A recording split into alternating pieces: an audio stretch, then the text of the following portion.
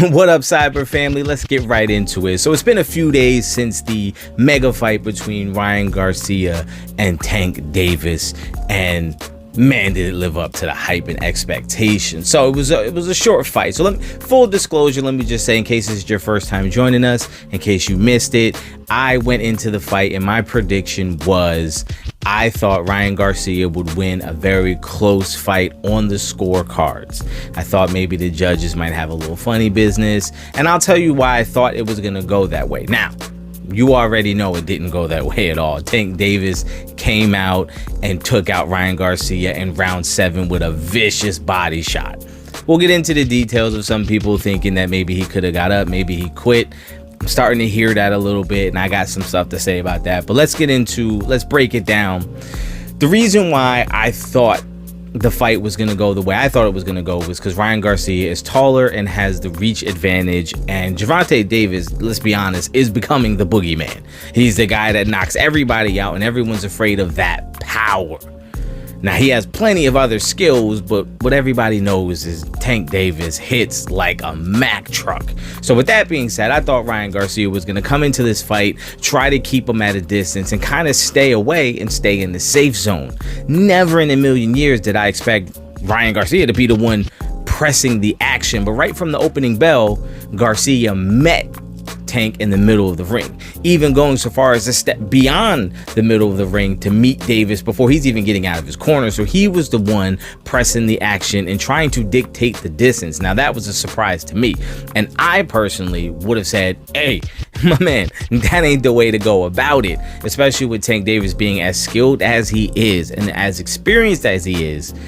He's going to know how to handle that pressure. He's not going to wilt under the pressure. And what he's actually going to do is start to set up his counter shots, which he did beautifully, knocking down Garcia in round 2 with a straight left. And then, like I said, the body shot that he was setting him up for pretty much the whole fight. But that's what surprised me the most, was that Ryan Garcia was so aggressive and so willing to stand in there toe to toe, stand right up, throw punches, take punches. Like, he was not afraid. The moment didn't seem too big. If you look at the CompuBox numbers, Davis landed 35 punches, landing at a 34% clip, and Garcia landed 39 punches, landing at 24%. So Garcia was throwing more punches. He landed more punches. He was at a lower percentage, of course, but still, man, he was throwing. He was more active. Tank Davis landed 30 power punches to Garcia's 24. Davis landed at 47% and Garcia landed at 42%. So both of them were throwing and landing power shots at a pretty high clip. And I think what they said it was going to be is exactly what it ended up being, which is two guys who were in there to fight. Ryan Garcia never shied away. Even when he got knocked down in the second round, he got right back up. And as soon as the refs let him get back to it, he went and pressed the action again. So I got to say, coming out of it, man, the thing I like the most about this fight is that neither guy backed away from the other. Now, Tank, of course, was kind of going backwards because Ryan was being so aggressive, but he didn't look like he was nervous either. He was just trying to create the space he needed to throw his power shots, which, man, look, Tank Davis is an incredible fighter. And I'm here to say right now, officially, the hate is gone. The hate is gone. Okay, the hate that I try to have hate sometimes. If there's a guy who is universally loved, I'm usually gonna tend to go the other way. The hate for me is gone. I'm done with that. Tank Davis is legit. He is for real. He has far more skills than just the power that I was giving him credit for. And even though I said coming into the fight, he's becoming kind of like a seek and destroy kind of fighter, where he's willing to give up early rounds and he's willing to take his time and just wait for that right shot to knock you out later in the fight. He's much more than that, and I'm giving him credit for that. And I think everyone needs to take notice. He's got a lot of skill, a lot of subtle things that he does, and that comes from experience. And I think that was the biggest difference in the fight. I don't think Ryan Garcia looked like he wasn't of the same caliber as Tank Davis.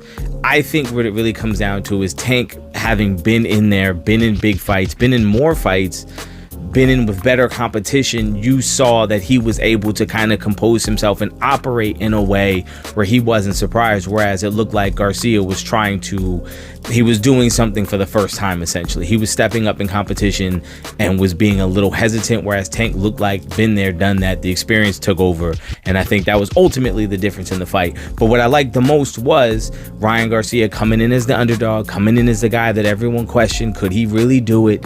I think he showed you that he has the heart, he has the willingness, and he's got that dog in him, and he's going to do it. I think Tank showed you the same thing. He's got that dog, he's got that real power, he's got those real smarts, he's got that real skill. Neither one of these guys, in my opinion, walk away from this fight with anything less than utmost respect. And even though Garcia got knocked out by a body punch, and look, let's talk about that. Anybody saying that he could have got up or he should have got up or he quit,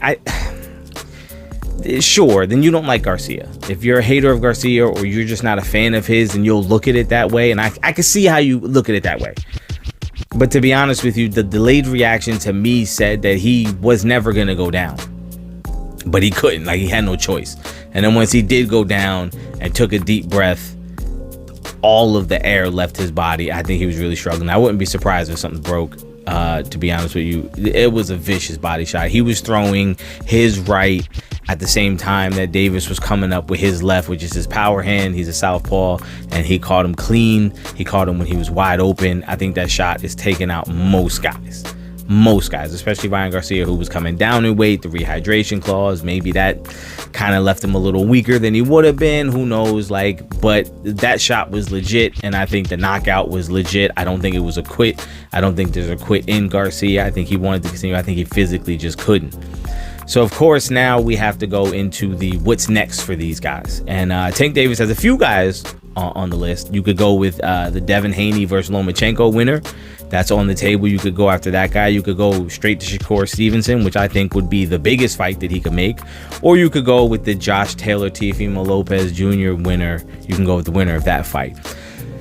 I don't think it really matters which way he goes. I think he's going to draw from this point forward. I think people look at him and say he's can't miss. Like, I'm telling you, me personally, I'm not the biggest Tank fan, but anytime he's fighting, I'm now going to watch because I need to see him fight because his skill is just incredible. Like, he's top notch. So I'm all in.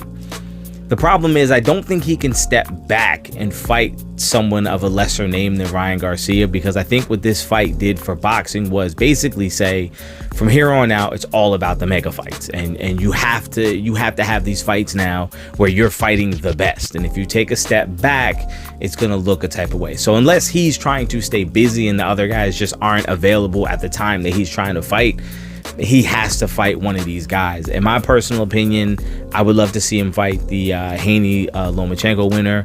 I would love to see him fight Teofimo Lopez. I think that fight would be an absolute war. I think just as a fan, it would probably be the most entertaining, not necessarily the most challenging for him. I think Tank wins that and wins it fairly convincingly, but I think while it's going on, I think it'll be an absolute war.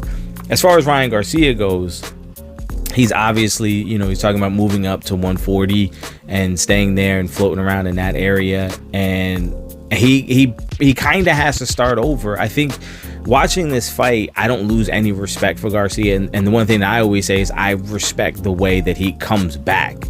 In that fight, he caught Tank with some good shots. And Tank, when he got caught, did the same thing. Came right back and tried to inflict some punishment in return.